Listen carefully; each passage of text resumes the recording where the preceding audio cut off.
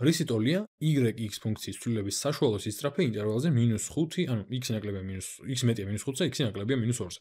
მოდი ვნახოთ ჯერ ეგ ინტერვალი. ეს არის ერთი ნაწილი ამ ინტერვალის. ანუ x -5 როცა არის, აქედან იწყება და x უნდა იყოს აი აქ -2. ესე იგი, ჩვენ გვინდა ინტერვალი ამათ შორის, იმიტომ რომ x უნდა იყოს მეტი -5-ზე და ნაკლები -2-ზე. კარგი, შეგვიძლია ესე ჩავთვალოთ, რომ ძალიან ახლოს არის -5-თან და -2-თან და მანდედან იწყებს, რომ პირდაპირ აქედან აქამდე ცვლილებაზე ვისაუბროთ. მოდი ჯერ დავწეროთ ესეთი რაღაცა. მოდი დავწეროთ, რას ვეძებთ.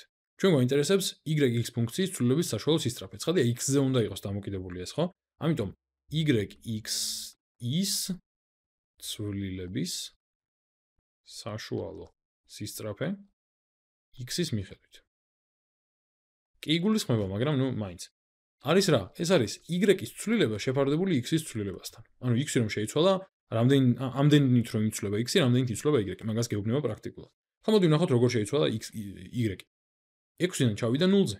ესე იგი, გამოვაკლდა 6, ანუ დაემატა -6, შეიძლება ორივენაირად აღიქვა. ამიტომ დელტა y აქ იქნება -6. ეხლა ვნახოთ x მარაქნა. x-ი -5-დან ავიდა -2-ზე, ესე იგი, ამას დაემატა 3, ანუ ეს არის +3.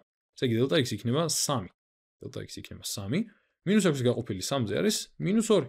ესე იგი, პასუხი გამოდის, რომ აი ამ ინტერვალზე y(x)-ის ფუნქციის ცვლილება x-ის მიხედვით არის -2-ის ტოლი. ოღონდ გაითვალისწინეთ, ეს არის საშუალო სისწრაფე ცვლილების. საშუალო და არა, თქვათ, ზუსტიან რაღაც. უბრალოდ საშუალო დავთვალეთ საწყისის და საბოლოო წერტილების მეშვეობით.